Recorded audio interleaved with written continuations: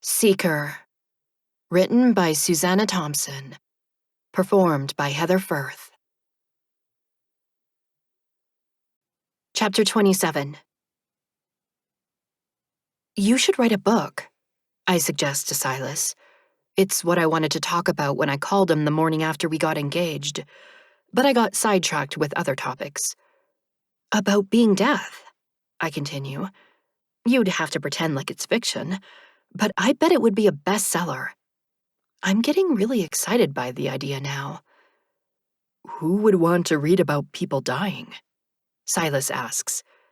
Think about it, I exclaim. You have a perspective that nobody else does. All the places you've been, all the things you've seen. Thousands of years. You must have tons of stories. Why don't you ever talk to me about any of that? I suddenly complain. Because it upsets you, he replies. You hated what I was, and you blamed me for people dying. That was before I knew it wasn't your fault, I insist. Besides, I never hated you.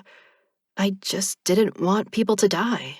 You're not deaf anymore anyway, so you can tell me about it now. No, I can't, he states. It would upset you to hear about the carnage on the battlefields, the families who died from disease, mothers dying in childbirth before their babies could be born, all the people who were murdered, and especially all the fatal accidents.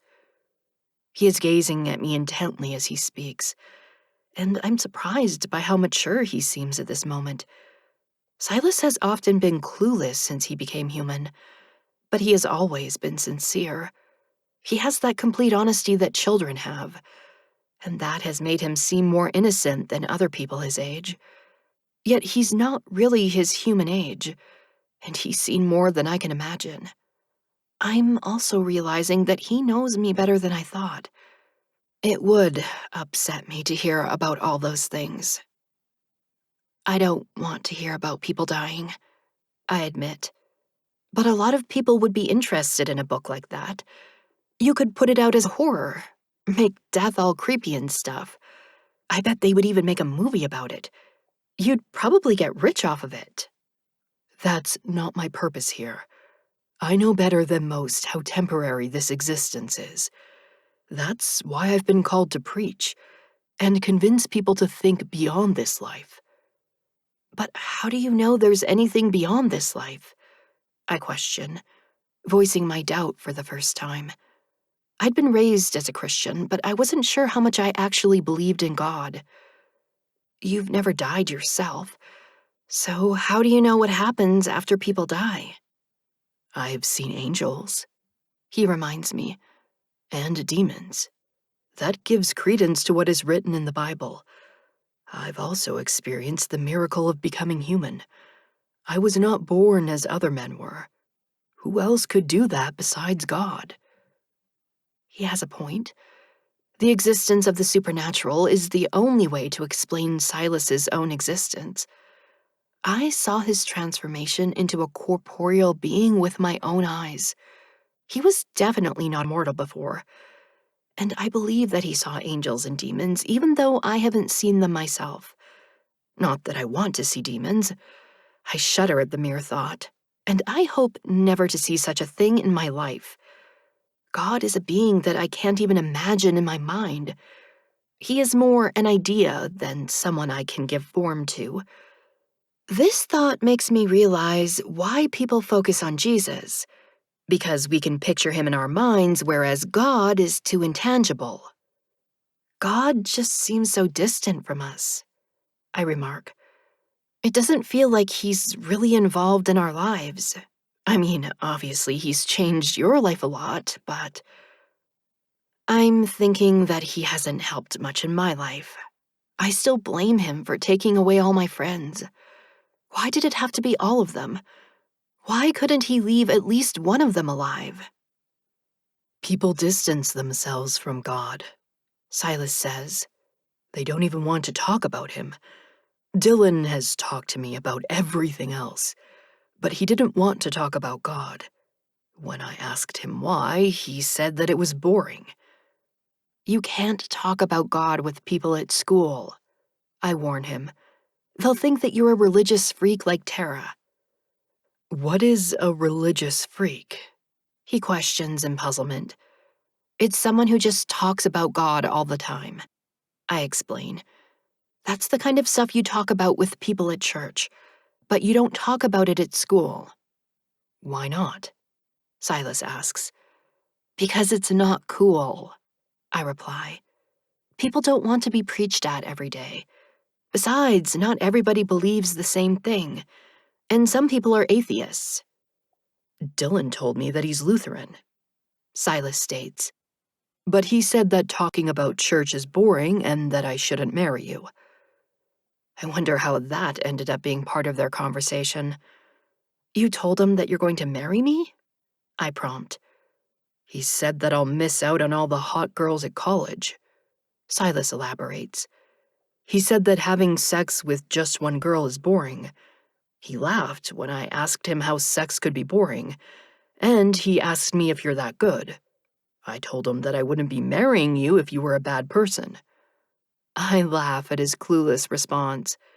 That's not what he meant, I begin, and then think better of explaining.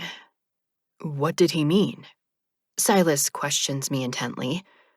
What was so funny about what I said? Dylan was laughing so much that the teacher yelled at him for disrupting the class. I shake my head. There is no way that I'm going to have a conversation about sex with him. You need some guy friends. Why? He inquires. So you can talk about guy stuff, I answer. Of course, he then wants to know what guy stuff is. I'm pleased to end the conversation with what I think is a clever response. I don't know. I'm not a guy. At my words, his gaze sweeps over me and back up to my face. No, you're not, he agrees. I'm suddenly aware of the masculine sound of his voice. It matches his appearance the same way his dry, lifeless voice matched his deathly appearance in the past. He's gained some weight since he became human, and it makes him look a bit older and more manly than he did just a few months ago. I feel the anticipation of his kiss this time as he leans toward me, and it's just as passionate as the one we shared in his car. Our kiss after we got engaged was more subdued, but maybe that was because it was in public. Now we are alone in Silas's apartment, and our kissing is becoming more heated than it's ever been. I don't get a chance to respond when Silas's hand moves to my breast, because he reacts like he just touched a hot potato. He's scrambling away from me as far as the confines of the couch will allow. His breathing is as shallow and fast as mine. It's a scene I've experienced before with Scott, but I was always the one to push him away once we got to this point. We're not married, Silas says after catching his breath. You must go home. I know that he's right, but I'm very tempted to stay and make out with him some more. I can hardly believe that a guy wants to stop before I do. But Silas is not like other guys. The realization that he's never done any of this before hits me as I'm about to walk out the door. I turn to look at him. Have you ever had sex? No, he replies. Remember when I told Tara and... Yeah, I interrupt. I remember you telling everyone in the cafeteria. I exaggerate. I thought maybe you changed your mind after I told you I wouldn't go out with you. No, he says. I don't want any girl except you. I smile at him, thinking that I no longer want any other guy either. My happy mood stays with me as I leave and drive home. Justin is walking into the house as I pull into our driveway, and affection for my brother expands in my heart. I find him in the kitchen getting himself an after-school snack. I love you, I tell him with all the wonderful warmth I feel. He regards me with a frown. What's wrong with you? Are you high? I laugh. You think I have to be on drugs to tell you I love you? You're my brother. Why wouldn't I say it? Why are you acting so weird? He questions me. I laugh again. I know you love me too, I say, and stand there beaming at him with a smile of pure affection. Whatever, he says, and takes his snack and bottle of soda into the living room so he can play a video game. I pour myself a glass of water, and my thoughts return to Silas as I sip it. He's such a great boyfriend. It's nice to know that I won't have to worry about him wanting to go too far, since he obviously wants to wait until marriage to have sex. A guy like that is very rare these days. But Silas is not from these days.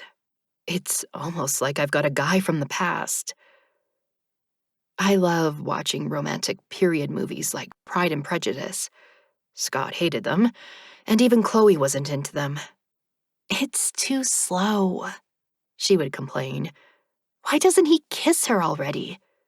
He's a gentleman, I told her. And that would have been a scandal in those days. She would be ruined if anyone found out, and nobody would want to marry her. Thinking back on that now, it occurs to me that Silas didn't ask me about my sexual experience. I text him a question. Don't you want to know if I've had sex? He texts me back a few minutes later. I don't care. How could he not care, I wonder? Maybe he doesn't want to know. I debate telling him anyway, but there's no hurry to bring it up now when we're not close to having sex yet. I'm startled by that thought, by the fact that I'm expecting to have sex with him in the future. Everything is starting to fall into place exactly as Silas was convinced it would. I'm starting to believe that I might actually end up marrying him.